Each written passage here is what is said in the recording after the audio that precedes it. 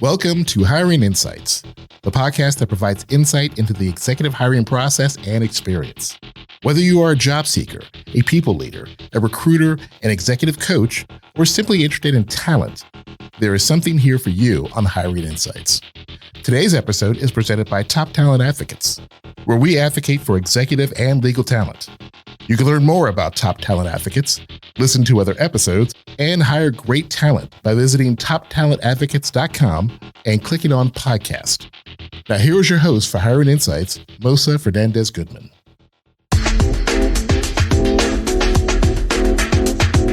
Welcome to another episode of Hiring Insights. I'm joined today by Kristi Stepp, who's a partner with Sigred Solutions, a management recruiting and leadership advisory firm. Kristi has over 25 years of human resource experience in the automotive, healthcare, food and beverage, and workforce solutions industries. She has broad international and multicultural experience. Prior to Sigred Solutions, Kristi served in strategic human resource roles at several leading global organizations, including General Motors, Kelly Services, Pepsi Cola, and Volkswagen. Most recently, Kristi served as the global head of talent development at General Motors. While at General Motors, Kristi had enterprise-wide development responsibility for over 65,000 employees, including 12,000 people leaders and 20,000 employees outside of North America. While at Kelly Services, Kristi was based in Singapore and led all aspects of HR for the Asia Pacific region. Welcome to the show, Kristi. Thanks so much for joining us today. Would you tell us a little bit about yourself, maybe a little bit about your background professionally, and then we'll talk a little bit about who you work for and what you're doing now?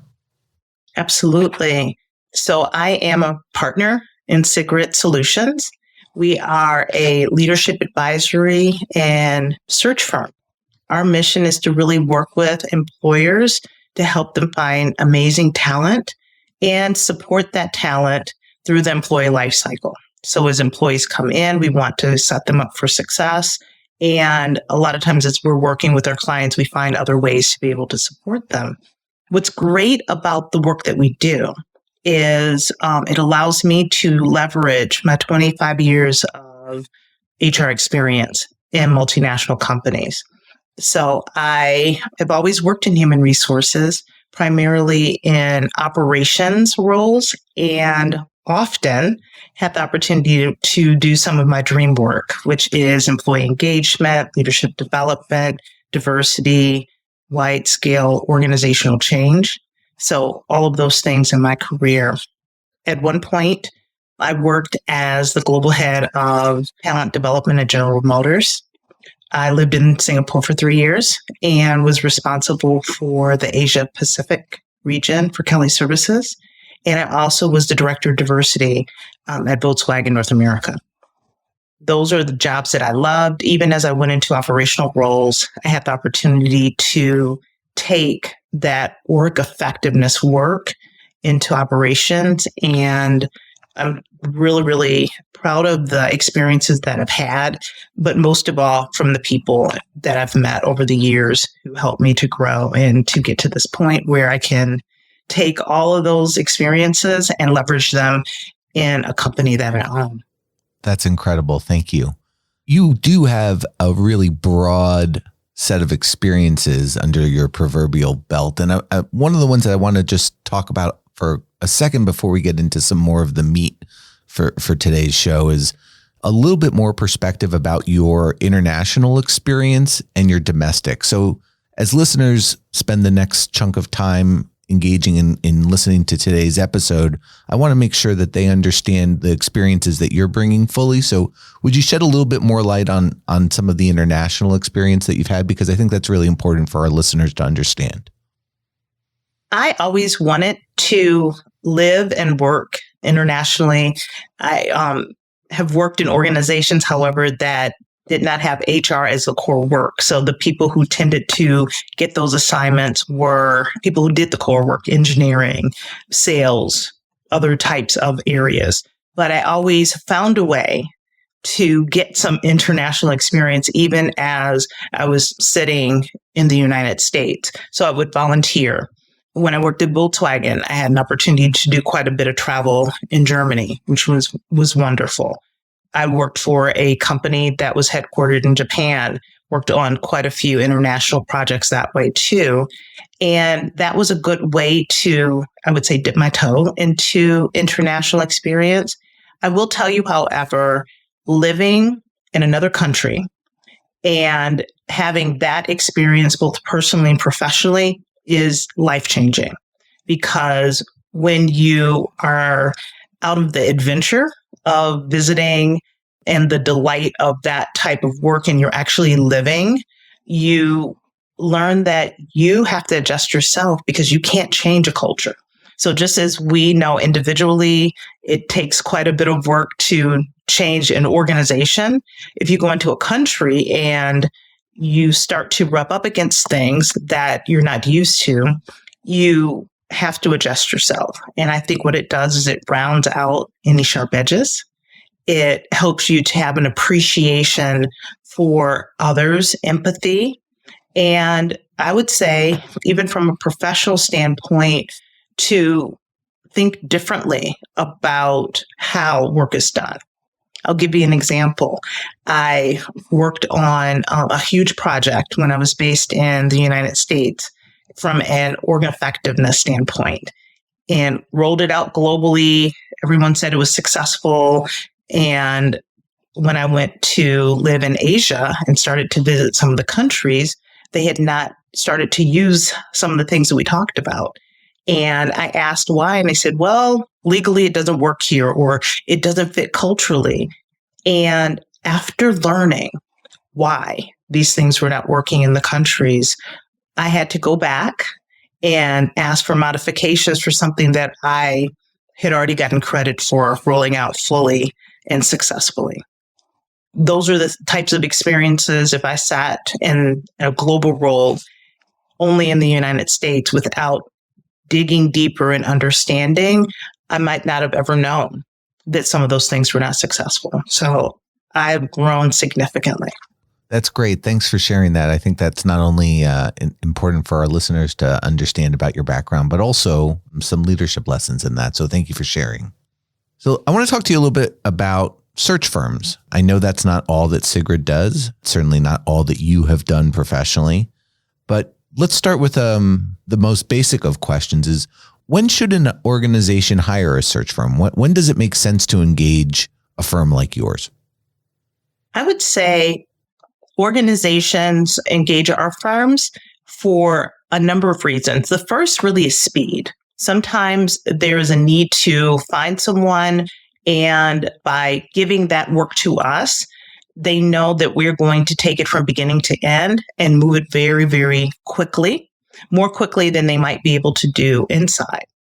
Sometimes we work with clients and their HR department is stretched, or they don't have that maturity yet. They might be growing, or they might really be great at hiring hourly employees, perhaps employees who are individual contributors, but when it comes to management, they might need some extra support there. So they give that to us. The third situation is really where sometimes there is no HR and there is a need to really be able to find somebody exceptional and bring them in. So what we do, and what a lot of search firms do, is to take the time to do the search, to find out the key competencies for success, to understand the culture fit for that company. And one of the things that we do in addition is to help with the first 90 to 120 days of a new employee's life in supporting them with some coaching. We know what makes people fail, so we just flip that around and we support them in being successful. I think that's tremendous. And I don't know if Sigrid is the only firm that does that in the country, but I think that's definitely a distinguishing characteristic. So kudos to you for taking that strengths-based approach to onboarding talent. So what are some other approaches that you find that organizations taking when thinking about talent acquisition? What else works? Obviously, you'd love for all clients to pick up the phone and call, but what are some other things that organizations do to acquire talent? Is it about growing talent internally? Is it about having robust internal recruiting efforts? What are some other things that you find works well for organizations? When we're working with organizations and we have a great longer term relationship, a lot of times we like to start from within. It's hard to go out and advertise and look for new employees and give them a promise that people inside are not experiencing. So understanding, what are employees experiencing right now? What is the culture? A lot of organizations, especially now, talk a lot about their aspirational goals, their aspirational culture. And when you were looking outside to bring someone in and you're sharing that, it can feel inauthentic to people inside the company.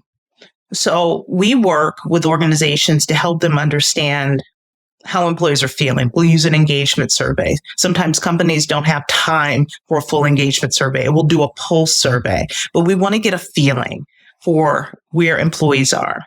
There's a caution there, though, because if you ask people their opinions and you don't give them any feedback, you would have been better off not asking at all. So what we do is build a full communication plan in to say, you shared information with us. Here's what we learned. Here's what we are going to do from a strategic standpoint, from a corporate standpoint. And here's what we're going to ask you to do, because together we can become a better organization. When you do that work and then concurrently start to look externally, it makes it better. So a lot of companies will make a promise and not be able to line that up with reality. We work behind the scenes to help organizations do that. And that is very, very important. Another piece that I think is very important is succession planning. So if you know where your organization is going and you know that you have individuals inside the organization who can fill other roles, thinking about that proactively is important. Some organizations have one person and they're lined up for every role in the organization when it comes to succession. So if you ask, there's 3 or 4 people, but you've got 10 roles that you're trying to fill. So I'm going to ask you a question that might be a little more tactical, but if you could shed some light and help us sort of peek behind the curtain, if you might be able to walk us through the discrete steps a recruiter or a headhunting firm or a search firm, choose your term of art, whatever the discrete steps those types of organizations go through from working with a hiring manager through the onboarding of a candidate, just those big milestones of a search. Because as a candidate and the people that I'm often working with, there's not an understanding or an appreciation for that all too often. And I think the complexities of a search are often lost on those who are being searched for. To launch a great search, we really have to understand what an organization needs. We will start with the job description, and often we'll have a larger conversation about the org chart, the organization. How does this role fit? Who does it report to? Was it a replacement? Or is it new? And what is the goal for this role in the future? Sometimes a job description has been around a really long time. It does not reflect what is needed. And if an organization is growing, you need to understand, what does the person need to come in the door with and what will be needed of them as this role grows. We will take that information and develop competencies. So what are the key factors that this individual needs to be successful? A lot of times people think of technical type descriptors. We're focused more on the role and success. Does this person need to be able to be comfortable working in the gray? Does this individual need to have a lot of detail in their work? Are they leading a very large team? What are the success factors that are in there? And that's how we build the competencies. From there, we start to look for candidates. And as we look, we are considering not just the technical, but also those pieces that give us an idea of whether this individual would fit in the organization. So a lot of times we'll talk to someone who could be a great fit technically, but probably would not fit into the culture. So sometimes it's a very fast-paced culture, and we see someone who is very structured, and we know that that may not be a good fit. And we give them that feedback, and we continue to move forward. All of that we work behind the scenes to do. And at some point, we develop a slate of candidates, and we have those and we present them to our clients. That probably is 5 to 8 people. And we will have information on all of those competencies that we share with them to say, here's who you have. Often there's not a perfect person for a role. So we talk about, here's the individual, and here are the strengths they're going to come in the door with, and here are the developmental areas, so they can make the best decision. From there, we often train our clients for interviewing, because there are legalities, there are ways of looking at candidates, and we like to use behavioral interviewing. So we are looking for past evidence of what someone has done versus theoretically what they might do. It's based on the premise that past performance predicts future performance. After we get to that point, we may use psychometrics or other types of assessments to look for fit. And we make sure that those have been looked for non-discrimination. So we don't just use any tools. These are tools that have been tested to make sure that anyone who takes the test would not be impacted. But we only use that as a portion of what we've looked at. And then from there, we will extend an offer.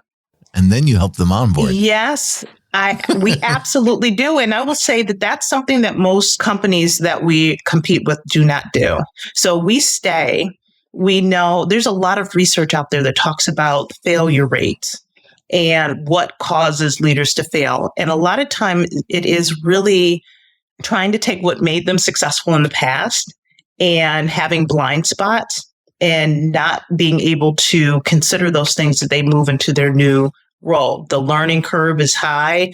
They need to have early wins. They need to be clear on what success looks like. So we work first with the client to say, what does success look like in that period of time? And then we work with the client and coach them through that so that they can make sure that they get to what we call the break-even point as quickly as possible in their roles. There's been a lot of research over the years about recruiting, and that research says that most people hate interviewing. They really don't enjoy the interview process, but they do it for their friends. So I need to hire, so okay, I'll jump on the interview process with you. But people find it very stressful, and it is not something that they typically enjoy, yet it's one of the most important things that you can do. So one of the things we say is that we take the pain out of that search process by taking the things that are typically stressful out. We do it all behind the curtain. And then when we present, people have a nice slate of candidates that they can look at hiring. So, Kristi, I'd like to spend a little bit of time sharing some of your insights and experience for candidates as they look at searching for their next role. Not everyone has the fortune of being on the radar screen of big search firms. Not everyone has had the career path that they necessarily initially set out to have. Not everyone is happy in their current job for any number of reasons: supervisory conflict, lack of market-based compensation. There are a number of factors that drive people to look. What advice would you give to a candidate to make it easy to be recruited or to get noticed by those seeking to hire? For so many people, especially people who have been in their roles for a while, the landscape of recruiting has shifted significantly. I'll talk to people who have been in a company for a while and now they're looking and they're wondering, well, why do I need a LinkedIn profile? I take all this time to apply for a job and then to hear nothing. So what I share with people is that you need to think about your network. The most important leverage you have is your network and your friends and colleagues who are super connectors. So if you apply to a job on LinkedIn and you see it and you think it's amazing, then you need to think about who you know at that company. And if you don't know anyone, who knows someone, and work on getting your resume into someone's hands. Most times, even when we're doing very high level searches, there's always a resume or two that comes through that we consider because it was a friend of a friend.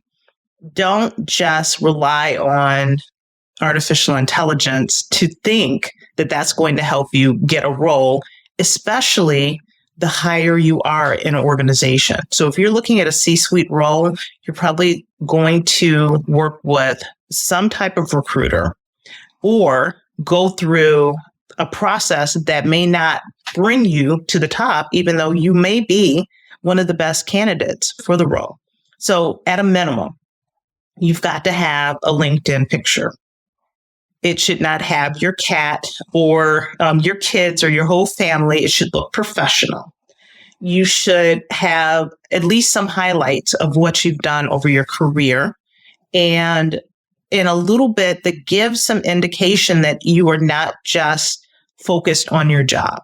So what have you done that may be volunteering or something else? Doesn't have to be extra complex, but interesting enough. So I would start there, but everything is not on one platform. And letting people know that you are looking helps a lot. So you may have to think about, when I say super connectors, I'm thinking about the friend that you have or the colleague that you have that always knows someone. I need to get my hair cut. Oh, I've got 3 barbers, and whoever that individual is, think of who your super connectors are and let them know I'm looking. And so let's talk a little bit about that notion of a super connector for a second. There are people that every one of us knows who are just that, and maybe we ourselves are that.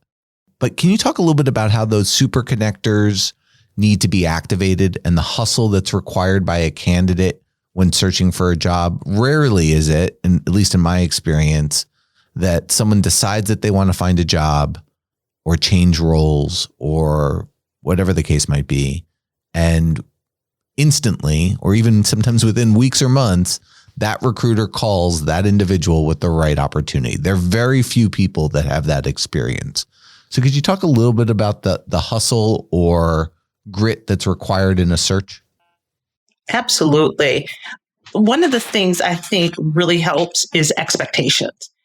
What will feel like a regular search for an organization can feel like an eternity for a candidate, and especially for a results-driven, successful executive. So the process can be quite challenging overall. So preparing for that is very, very important. The other thing is you do need a resume. Some people have not prepared a resume, and you don't just need a resume for looking for a job. You're going to be vetted for a board or other types of experiences. A resume is important. So making sure that you have a resume that is updated, that really reflects metrics. So I'll see resumes a lot, and they'll be very narrative, storytelling, but they don't give me any indication that something successful was delivered. So I want to see percentages and numbers. I want to see something that you delivered. That's so interesting, because getting back to your comment earlier about behavioral based questions, right? Many people, and if you're not, I think the listeners should Google the STAR methodology, right? STAR, because that's one form of responding to behavioral based questions. And I can't tell you how many clients, the highest percentage, as close to 100 as possible, who, when they first start working with us, have the S, the T, the A, but miss that R. And the R, of course, is the results that you're referencing. And that's often absent from a resume. That's probably the most important thing when a hiring manager or a search firm is reviewing someone's information. So I'm really happy that you brought that up. Could you share a little bit more about how the process that you go through when you're looking for not just percentages and and specific dollar amounts, but what that means by way of employment, because that's really why someone's getting hired, is to achieve those results.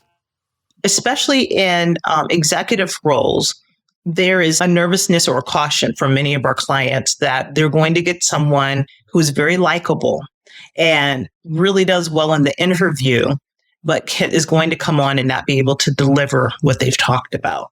So that's why we use the behavioral interview approach, and we use the STAR model. I actually add an extra R in there when I'm working with people. Friends and family call me and they're like, okay, I'm ready for an interview. It's not just results, but also reflection, because you can't just always tell the best story. Sometimes you're going to tell a story that's not that great. You maybe didn't get the results you were looking for, but what did you learn about it? And the best interviewers that we've had follow the STARS model, but tell it in a story where it makes you lean in. You want to know what happened in the situation. And that's why I tell them, go through, like, Google the STARS model. It's very easy to think about situation, task, action, result, reflection, but tell it in a story. Give us something. So when you walk away, they may not remember what question they asked, but they remember that you did something and it was compelling and it was informative. It's so funny that you mentioned adding an extra R, because I too add an extra R, but I put it at the front end, R star. So when someone asks one of our candidates who we're working with, or one of our clients who's a candidate in a search, a behavioral based question, I always say, start with the result. Let people know why you're answering the question and where you're headed, and then come back to it at the end. But I really like the reflection portion because it does help contextualize it. So that's sage advice for our listeners. So thank you, Kristi.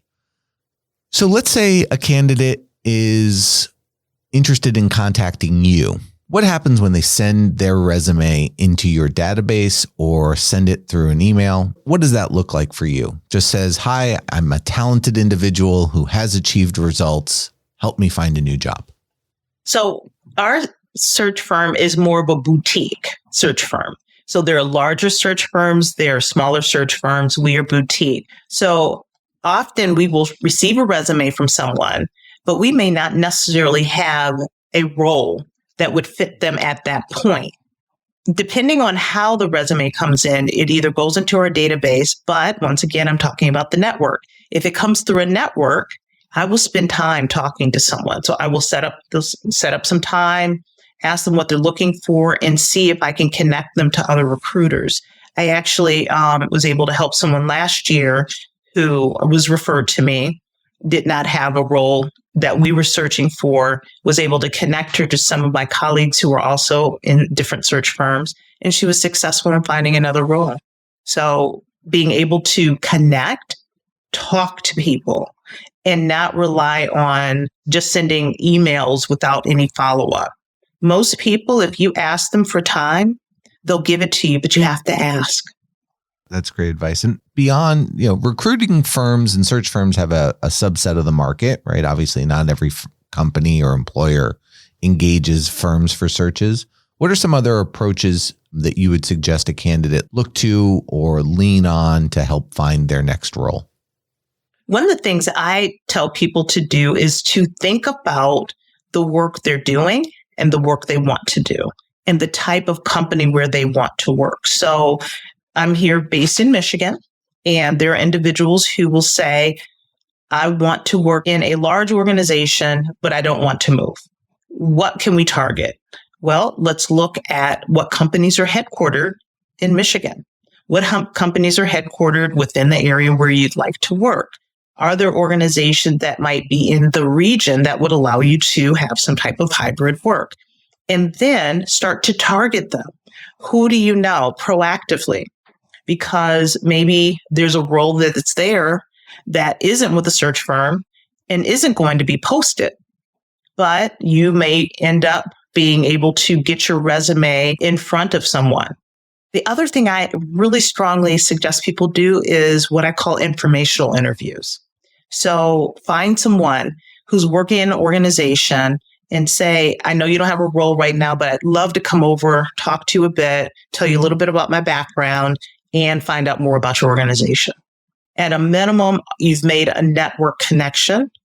Beyond that, it could lead to a role. So if you're an executive level candidate beginning your job search today because you've either been let go or you want a change for any multitude of reasons, what advice would you give to that candidate starting their search tomorrow? I think the most important thing is to have a partner to support you. And that can come in many different forms, but I'm talking about a professional partner. When you are searching for an executive role, most of those roles are not going to be posted on LinkedIn. They're not going to be, even if they're in a search firm, you're not going to be able to know that they are there. So you need to have some support in being able to find that. But also, I would say you need a partner to help keep you grounded through the process. Because if you have been employed and you've been employed in an executive role and you are used to a certain pace and delivery, the search for another role can be quite challenging. So having someone to say, okay, let's think about what it is that you want to do. Let's explore that. And let's see how we're going to target this and make sure that your metrics, because you need to have metrics for your job search, what does that look like? So you might say, I'm going to have lunch with at least 3 people every week. Or I'm going to make this many calls to individuals. I'm going to follow up. I'm going to reach out to my network and build it. Think about my super connectors. We talked about super connectors earlier. Who do you have in your network who knows everyone? And continuously let people know that you're looking. Make sure that they have your resume. If you hear about something, follow up. That can be daunting all by yourself, especially if you're used to being in an organization where you have a lot of support. So having a partner is really important. Kristi, sometimes we have candidates or clients come to us and begin working with us who haven't searched for a while, who haven't been on the job market. So once we help them with their tools and all of the materials that they need to search, the expectation is that they don't necessarily need to put in the same type of effort, or this experience is so different than what they'd gone through in the past because they'd been recruited or they were at lower levels in an organization. Can you give some advice to those folks who are sort of entering a search maybe for the first time in quite some time? I always say to people that you have to work your search like a job. If you take it lightly, it will come through on the interview. All of the things that you would do to push for excellence in a corporate role, in your executive role, you need to think about what excellence looks like in your search.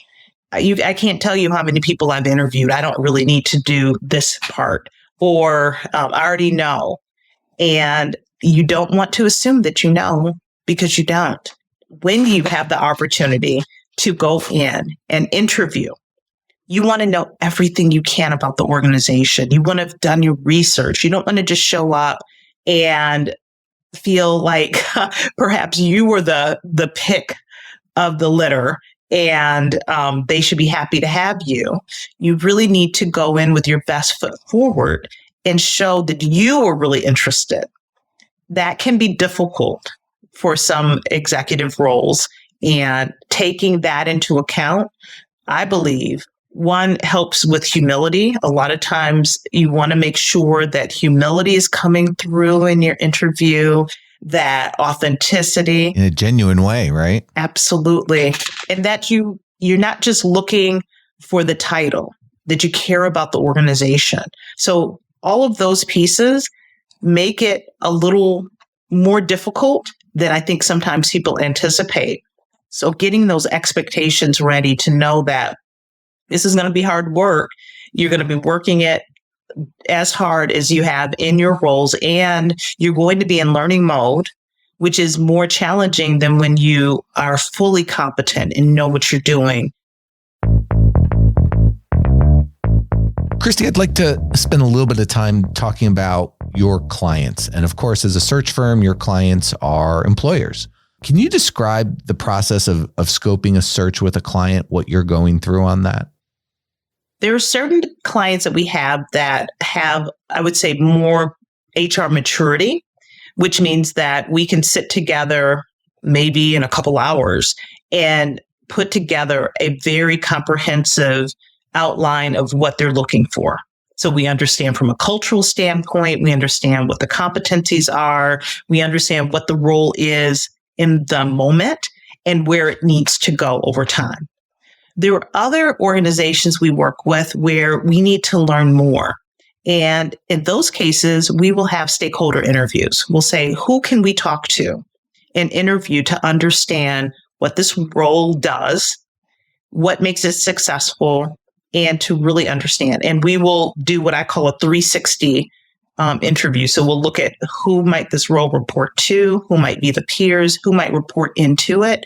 And then we'll gather that to understand what we should be looking for. It really helps us. So we spend a lot of time in that scoping process because it helps us to go fast in every other part of the search. When we know who we're looking for, we can do a phone screen, maybe talk to someone for 10, 15 minutes and think we have someone. But once we get into a full-blown interview of an hour or more, looking through the questions, we know if there's a fit or not. So we're able to come back and present some really great candidates for our clients. Some clients feel like, wow, that's a lot of effort. But at the end, they really appreciate it and they want us to help them in other areas. Yeah. So it's kind of one of those, the adage of go slow to go fast kind of thing. Absolutely. So can you share a little bit of insight into sort of the timing and length of a search that you might work on? And there's probably a wide variety, market conditions, timing of year, compensation, any number of things that contribute to that. But it might be helpful for those looking for jobs to understand what that spectrum of time could potentially be. We like to gauge about 3 months from first interview to actual hire. Sometimes it moves much more quickly. Sometimes it takes a little longer. And we make sure that we take our time because sometimes for our clients, they needed someone yesterday. And having the right fit is really important because we want someone to come in and be successful. So while we are taking our time up front, once we get into that actual interview, sometimes we can have a slate of candidates within a couple weeks. Now, what typically slows down the process, and this is important from a candidate standpoint and from a client standpoint, is getting people aligned to interview. So what will feel like an eternity to someone interviewing might not feel that slow for a client. What we've seen with the move to video is we are able to move hiring processes much more quickly because it's easier to get the interviews in. With some of our clients, they want to add extra interviews in because why not? We can do it. We can get people on video. Why not interview them? And that can stretch that process out too. So we try to upfront identify who is going to be a part of the hiring team, who's making the decision, and then being able to move forward that way. And we are usually able to get somebody placed from first interview to start date within about 3 months. And that includes, especially at an executive level, people need to give notice if they're in a role, and often that can be up to a month or more. So can you maybe share an experience either from your time, whether it be at General Motors or Kelly, or even in your current role, where you really had to fight through some complexities of an arrangement? So whether it be an executive's compensation package or non-compete agreements, maybe some of those stickier situations that you've encountered, because it's not uncommon for executives to have pretty complex arrangements with employers. I'm curious to know if you could share some experiences or lessons learned. I think most of the time it comes down to communication and trust with a future employer, but curious to get your thoughts on that. Let's talk about non-competes, because I think those are one of the things that sometimes executives don't understand or underestimate. We ask very early on if someone has a non-compete, and we like to understand what is in it. Non-competes really don't work if they're not enforced. So companies need to enforce them, and often candidates are surprised when they are enforced. There are certain individuals, these are, I would say, more the exception than the rule, who have very specific experiences, and an organization will be willing to maybe hire them in a separate role that is outside of their non-compete area to get them into the organization and move them later. I've seen that rarely. That is not typically what I see. What I do see is individuals becoming one of our final candidates and not understanding how restrictive their non-competes are. So maybe they can work in that and do that work, but they cannot do it in the area where this job is located. So understanding that becomes very, very important, and finding out early on if there's any exceptions or waivers. Sometimes organizations will do that, but you have to ask. And once again, communication is key. Sometimes people, for whatever reason, don't want to ask. It's better to ask and to be told no than not ask, and to be in a situation where you can't start in a role that you really, really wanted. So I'd like to segue for a moment to what you're looking for. Obviously, you need qualified candidates. They need to have the requisite experience and have achieved, adequate, if not stellar, results in their areas of expertise. But what are some of the things that you're looking for, and how do you identify the talent for that sort of it factor? And then what are some of the red flags that you see when you're sourcing candidates? One of the most important factors that I'm seeing with almost every client is having someone who is open to learning. Once certain individuals get to a point in their careers, maybe not intentionally, but they can give off this feeling that they have all the knowledge and there's not much more that they can learn. That can be misinterpreted and not be received well by clients. So I often talk to candidates, especially if we've talked to them early on, about having a learning mindset. And when I coach clients who are successful, I have to talk to them very specifically around, you have transferable skills, but they are not automatically going to work in this role that you're going into. So you have to go in with a growth mindset, with a learning mindset, and listen before you speak. Consider what else has been done. Don't assume that your best idea is the best idea for the situation. How do you bring other people along? So we will ask and look for that in interviews, and our clients are specifically looking for that. And you can fake it and make up some stories and do great in your interview, but it's going to come through when you actually start in the role. And we want people to be successful. One of the best things you can do is to make yourself uncomfortable. Think about, what is it that I don't know that I need to learn? And keep yourself in an area where you're always learning something, so you can have that humility and remember what it feels like not to know something. That's great advice. Tremendous advice. And a perfect segue, actually, to training and development. So can you tell us a little bit more about your specific T&D experience? About you've worked at one of the largest companies in the world as a head of talent development. So can you share a little bit more about your experience in that area? One of the biggest changes, I think, for training and development is the move away from classroom only. So when I started my career, there was a philosophy that everything had to be in a classroom and it needed to be facilitated, and people probably would not get value if they were not flown in, sitting together, learning, and you could keep your eyes on them and have an engaged training experience.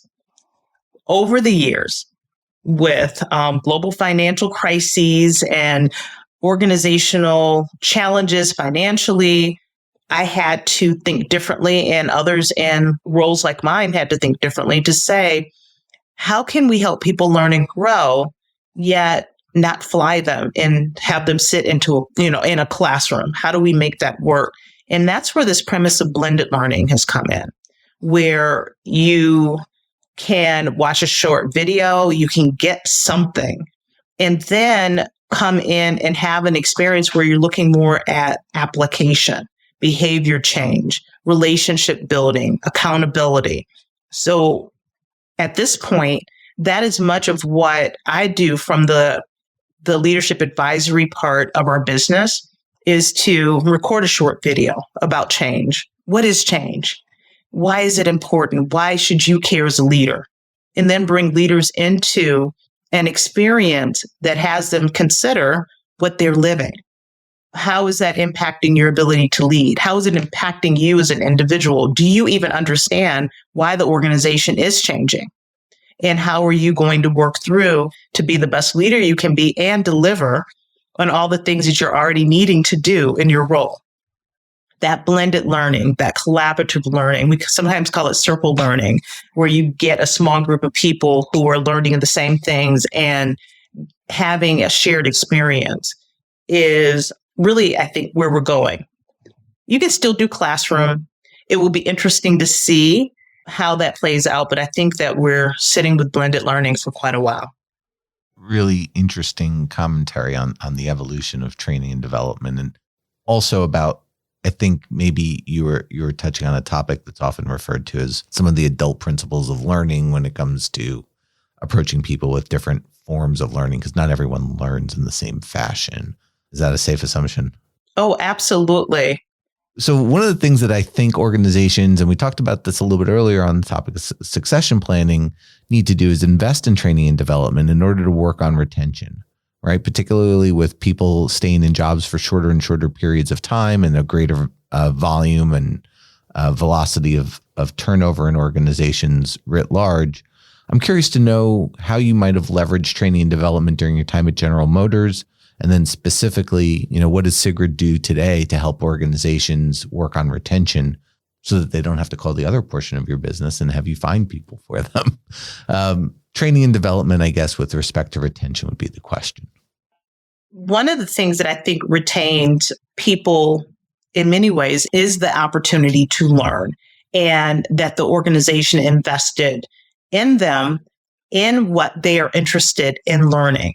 And that can show up in all different ways. So, of course, we use a platform that had lots of certifications. You could go on and do self-paced certifications and learn. There were also opportunities for people to learn in small groups, and still classroom. There were still classroom opportunities, but more localized versus having, in the past, a lot of training departments had very large budgets for travel.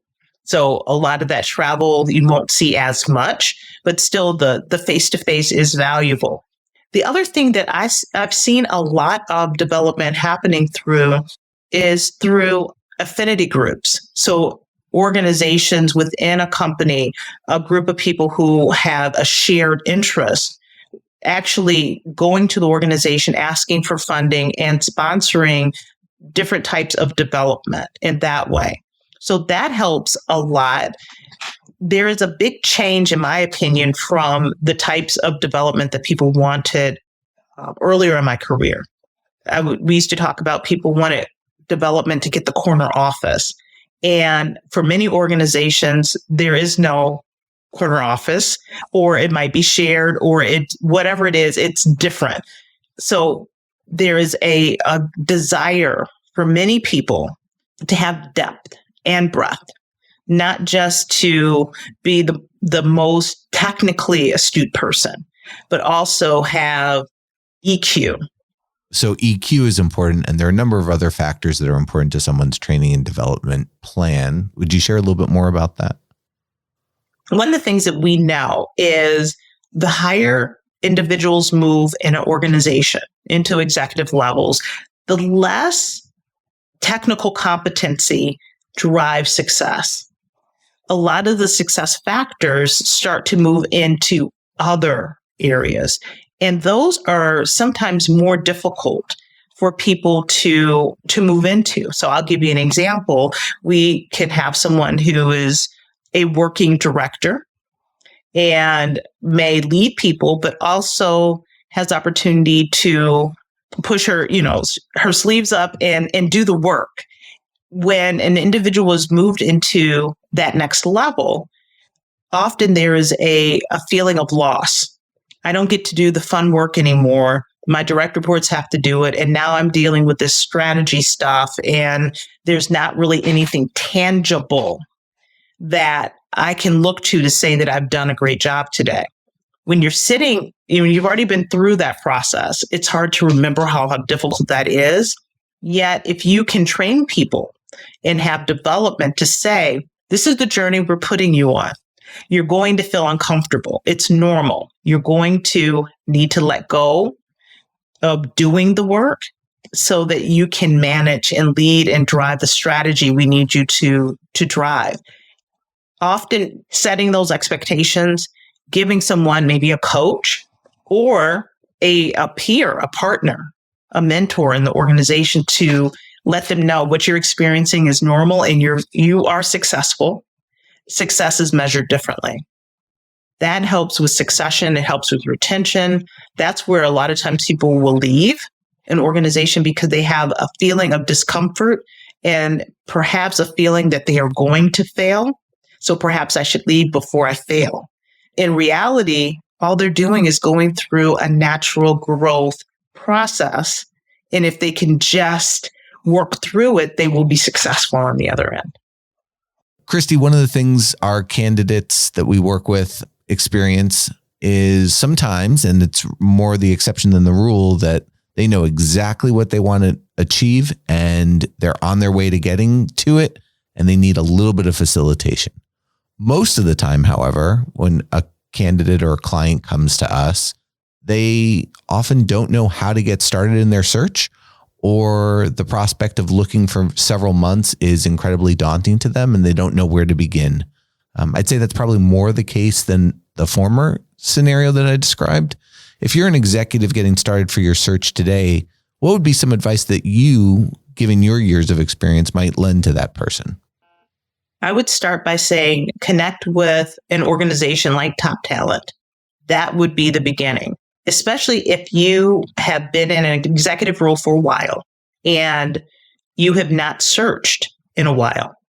It is not just the technical support that you would receive, the looking at your resume, having someone help you with interview skills. That's the easy part. The more important part is to help you as you go through the emotions and disappointments and successes in the search, because you will have different feelings about your search process.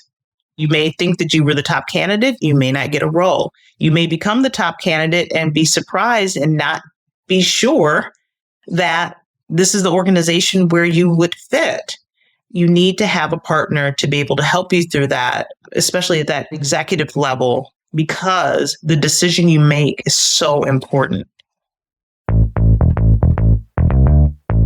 Kristi, thanks so much for being with us today. We really appreciate you taking the time and sharing your insights and wisdom with our listeners. I know they valued it, and I know I valued it. So thank you again for taking the time. As we do on every episode, we support a nonprofit that is a particular point of passion for our guests as a small way of saying thank you. And so I'm wondering if you might be willing to share with us what nonprofit we should be supporting today. Absolutely. I sit on the board of Focus Hope. It is a nonprofit in the city of Detroit, and it has been in existence since 1968. I remember being a preteen and a teenager going to walk to support Focus Hope. This organization is focused on overcoming racism, poverty, and injustice, and they do it in a very interesting way. They support early childhood education, they support food for seniors, and they provide job training. So being able to support that organization would not only make me really pleased, but also be able to impact a wide range of people and change lives in the city of Detroit.